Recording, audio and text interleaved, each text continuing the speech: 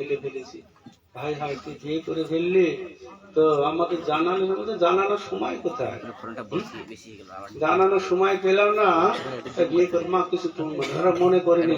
তো তুই বাবা আয়, তোর চাকরির জন্য আমি মঙ্গলচণ্ডীর কাছে কত প্রার্থনা করেছি, মঙ্গলচণ্ডীর পুজো দেবো বাড়িতে, তুই আয় বাবা, বউটাকে নিয়ে আয় বাড়ি। গ্রামের মা তো বাবা শোনা করে কথা বলে, কোথায় কেন? তো আয় বাবা আয়, বাড়িতে আয়, বউটাকে নিয়ে আয়, বৌমার একটু মুখ দেখি, যা করেছিস করেছি, আর কি করা যাবে নাকি? বৌমাটাকে নিয়ে এইরকম। তো ওই বউটাকে বলে চলো যাই আমার গ্রাম, আমাদের বাবা মা আছে সেখানে যাবো গ্রামে। না, বোম্বের মেয়েকে গ্রামে আসতে চাই নাকি? হ্যাঁ না, আমি গ্রামে যাবো না, কাঁচা রাস্তা, কাদা, ঘরে এসি নাই, ওই নেই এই নেই, এইসব বলতে আসতে চাই।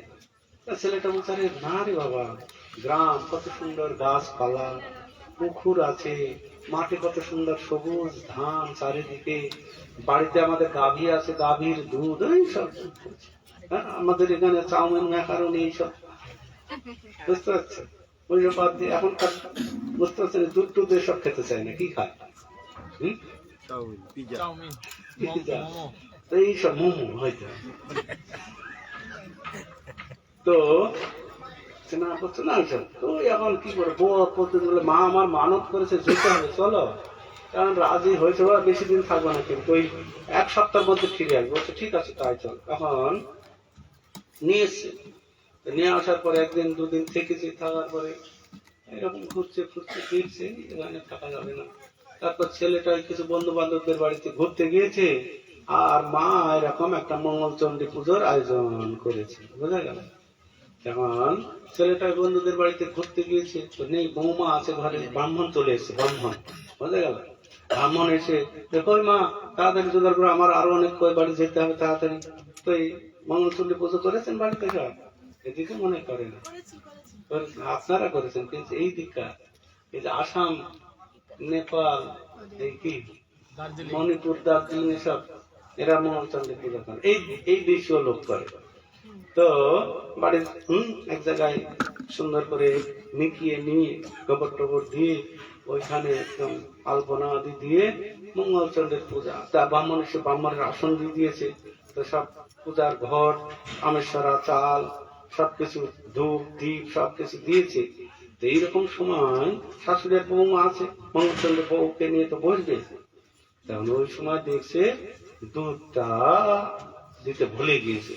ওই পাশের বাড়িতে দুধ ধোয়াবে, দুধ না হতে হবে না, ব্রাহ্মণতে আতপ চালার দুধ দিয়ে আর কলা দিয়ে কি করবে, বহু ভাবে হয় কিনা, মঙ্গলচণ্ডী যারা করেছে তারাই জানে। আতপ চাল, পাকা কলা আর দুধ আর বাতাসা, থাকবে না? তো এরকম দেখছে দুধটা, এই দুধ কোথায় গো মা? তখন ব্রাহ্মণের দুধ কানুনি, এখন বলছে দান দান বাবু ঠাকুর, আমি পাশের বাড়িতে বলা আছে, এখনো দিয়ে গেল না কেন? শাশুড়ি দুধ আনতে গিয়েছে, আর এর মধ্যে ব্রাহ্মণ তো আরো কয়েক বাড়ি যাবে, তো তাড়াতাড়ি, এই দুধ নাই, কি করছে না, আমার আর ধরছে না, ওই কলা দিয়ে আর ওই আতর চাল দিয়ে বাতাসা দিয়ে মাখিয়ে নিয়ে ভোগ দিয়ে দিল, বোমা উলু দাও। তো শাশুড়ি মা কান, তো বৌমা বলছে বৌমা উলু দাও, উলু দাও গো। তো উলু, বোম্বের মেয়ে তখন উলু খুঁজে বেড়াচ্ছে, ঘরে গিয়েছে, ঘরে গিয়ে তখন উলু খুঁজতে খুঁজতে আর করছে না, চৌকির নিচে ঢুকেছে। চৌকির নিচে, বুঝতে পারছেন তো, সেই মাকড়সার জালটা যারা পরিষ্কার করে, বুঝতে পারছেন, মুখে তো খুঁজে বেড়াচ্ছে, খুঁজে খুঁজে পাচ্ছেন। এর মধ্যে শাশুড়ি মা এসে গিয়েছে, কই গা, আর বৌমাকে বললাম উলু দিতে, কোথায় গেল? কোথায় বৌমা? হ্যাঁ তুমি কোথায়? বলছি তো মা আমি উলু খুঁজছি। কোথায় উলু খুঁজছ? নিচে। আরে বেরিয়ে আসো, উলু ওখানে কোথায়? হ্যাঁ, তারপরে বেরিয়ে আসছে, যে বৌমার রূপটা ভালো ছিল, ফর্সা ছিল, বোম্বের মেয়ে, দেখছি দারুণ হয়ে গিয়েছে তো, মেয়েকে একা। মা আমি তো উলু খুঁজেই পেলাম না, কোথায় উলু রেখেছে? উলু আর খুঁজতে হবে না, আগে মুখটা পরিষ্কার করো। আর ব্রাহ্মণ চারে উলু দাও, আমি আরো বাড়ি যাব। তখন শাশুমা বলতে, আরে বৌমা, উলু ওই চৌকির নিচে পাওয়া যায় না, উলু দেখো কিভাবে দিতে হয়, শিখে নাও।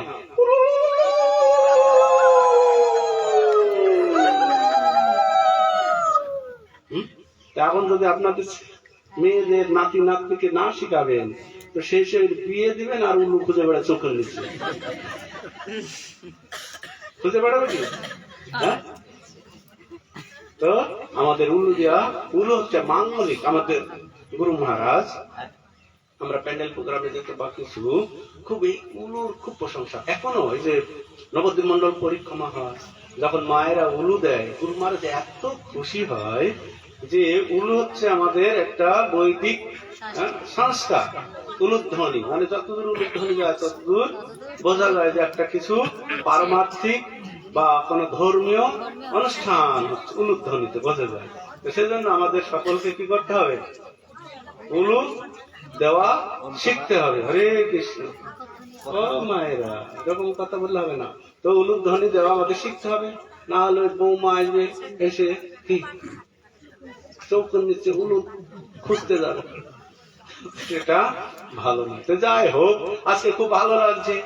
অনেকদিন আগের থেকেই আমাদের রুবিকা মাতাজি, কোথায়, উনি আমাকে বারবার বলছিলেন বহু একটা অনুষ্ঠান করতে হবে, তো ফাঁক নেই এমন কোনো। যাই হোক, কোন রকম ভাবে সেটিং করে না হলো। এখন আমরা এই মধ্যাহ্নকালীন সময় এখানে আমরা সালুয়াতে নবছঠি এখানে অনুষ্ঠান করো। রাত্রে আবার আর একটু কোথায় হবে? ডিবিসিতে। তো পূর্ণিমা মাতাজির তত্ত্বাবধানে একটা বাড়িতে হবে, না আপনার বাড়িতে? আর একটা বাড়িতে। তো খুব ভালো। তো আপনারা যে সমস্ত ভক্ত এসছেন সকলকে অসংখ্য ধন্যবাদ।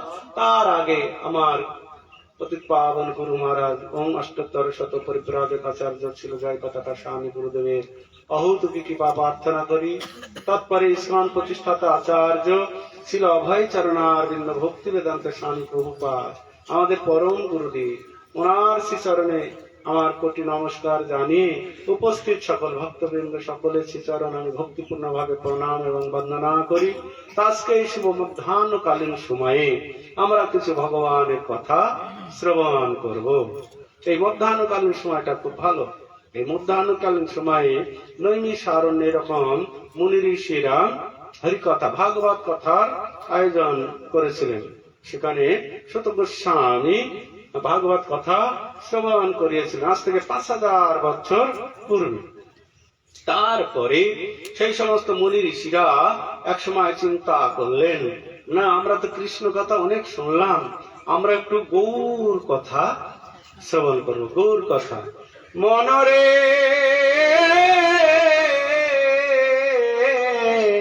কহনা গৌর কথা, গৌরের নাম অমিয়ার ধাম, প্রীতি মূরতি দাতা। মনরে কহনা গৌর কথা, আমার শয়নে গৌর, শয়নে গৌর, গয়ু গৌর নয়নের তারা। আমি গৌর চরণে গৌর আমার,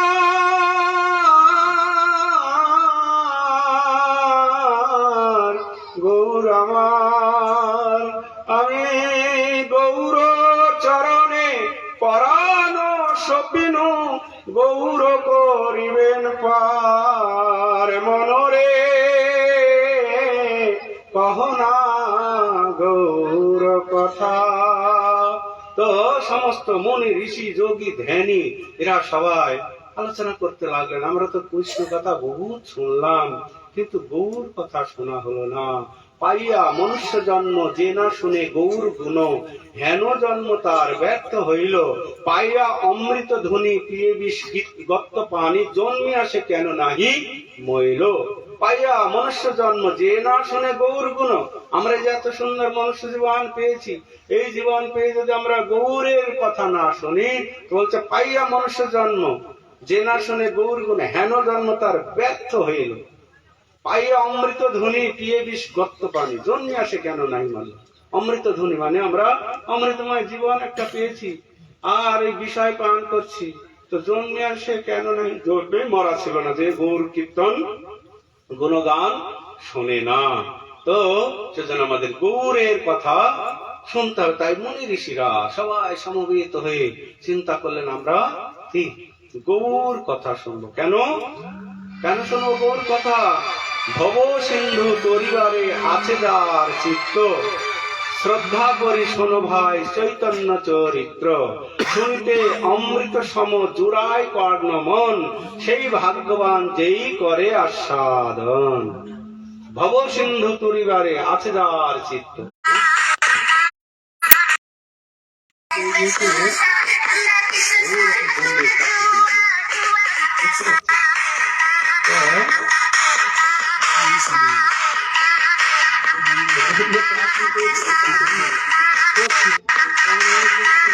ছেলেটাকে বলতো, বাবা আয়রে বাড়িতে, বলতো বাবা আমার সময় নাই, তুমি আসো বাড়িতে, আমি যে আমার